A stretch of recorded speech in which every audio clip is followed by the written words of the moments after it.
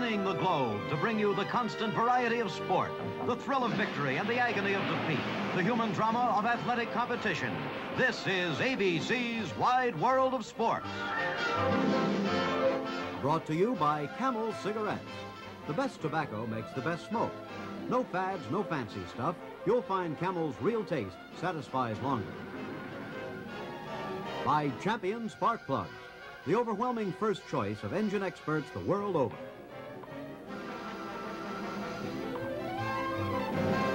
And by Noxzema Medicated Shave Cream. The closer you shave, the more you need Noxzema.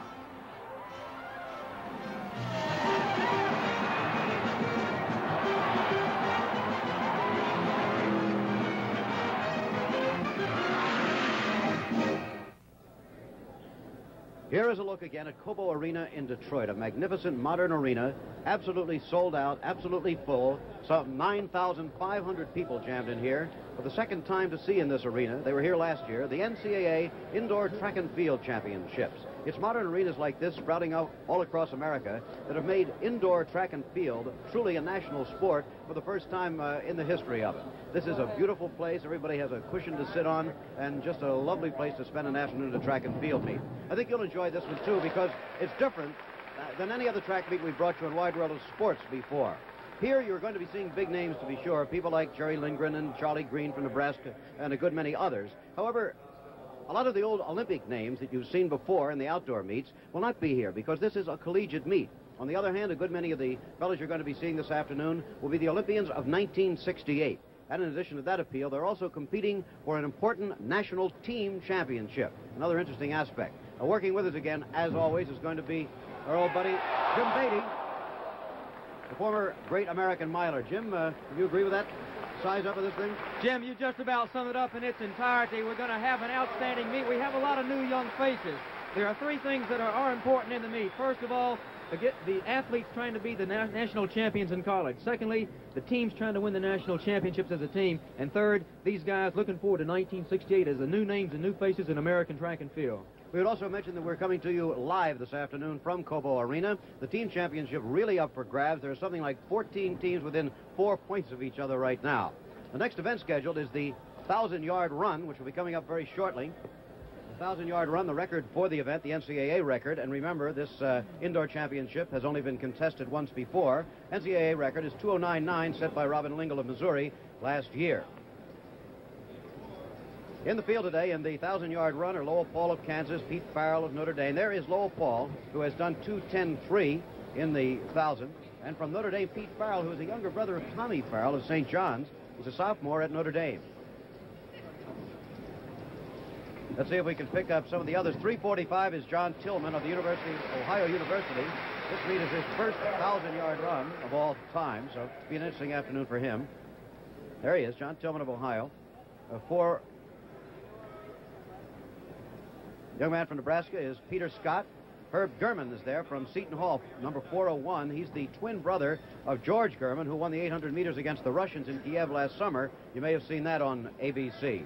They're twin brothers, but Herb here is actually the younger by 12 minutes, I understand, Jim. Yes, Jim, but Herb, of course, has a lot of confidence at this time of year, knowing what his brother George did last year in the Russian meet. He knows that coming from the same family, he can do the same thing. They're starting about 40 yards behind the finish line, and they will finish on that same side of the track. Lowell Paul then of Kansas, Pete Farrell of Notre Dame, John Tillman of Ohio, Pete Scott of Nebraska, Herb Germann of Seton Hall, and Bill Hartman of Illinois rounds out the field. He's furthest away from our camera right now. The actual world indoor record is much faster than the NCAA record. It's 2:06, set by Peter Snell, the great Peter Snell in 1962.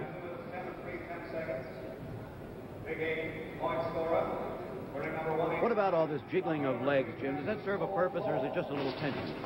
Jim, it is tension. You're waiting for that last call. Runners take your marks, get set, and then the gun to start the race. You're loose, you're nervous, you're trying to shake the muscles loose, not to keep them tense or tight at one time where they might cramp up. Okay, just about ready to go. And now the public address announcer, Jack O'Reilly, is introducing them to the crowd here in Cobo Arena.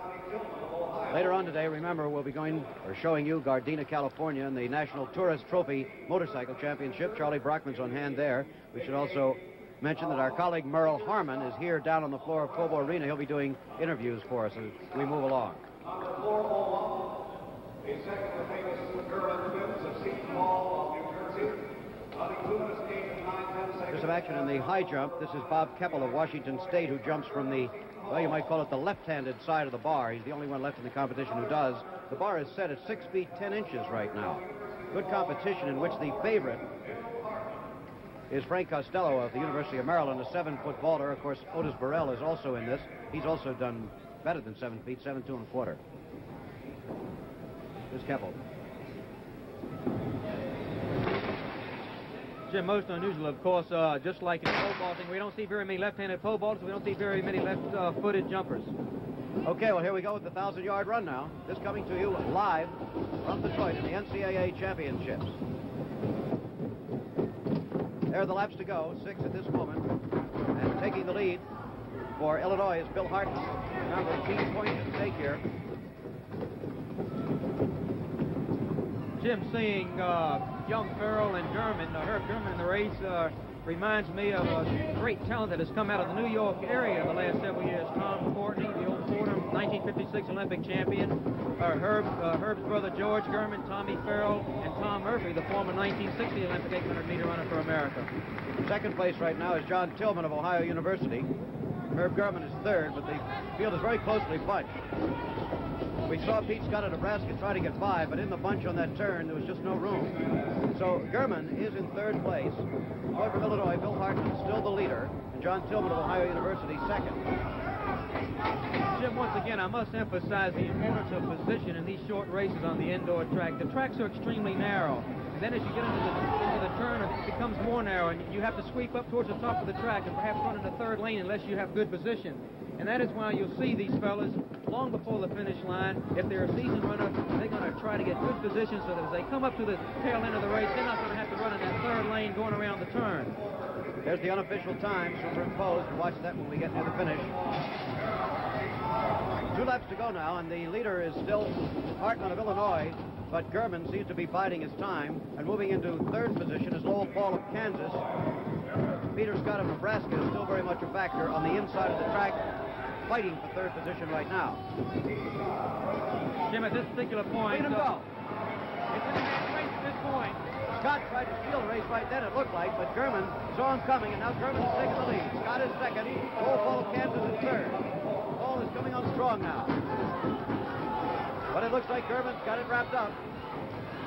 Herb Germann of Seton Hall, second place. Scott of Nebraska just holding on to nip Lowell Paul of Kansas, who finished third. A good race, Jim. Jim, a very good race, and certainly we were able to see some of the athletes who in 1960 to 1972 are going to represent American international competition. Okay, that's the 1,000-yard run, and we'll be back in just a minute at the NCAA Indoor Track and Field Championships in Detroit.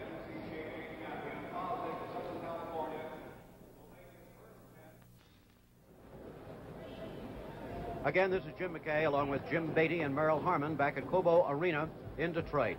This sellout crowd of almost 10,000 people watching the NCAA Indoor Track and Field Championships. If you were with us a minute ago, you saw Herb Germann of Seton Hall win the 1,000-yard run in a fine race. Other good ones coming up. You'll be seeing Jerry Lindgren later on. And now in the high jump event,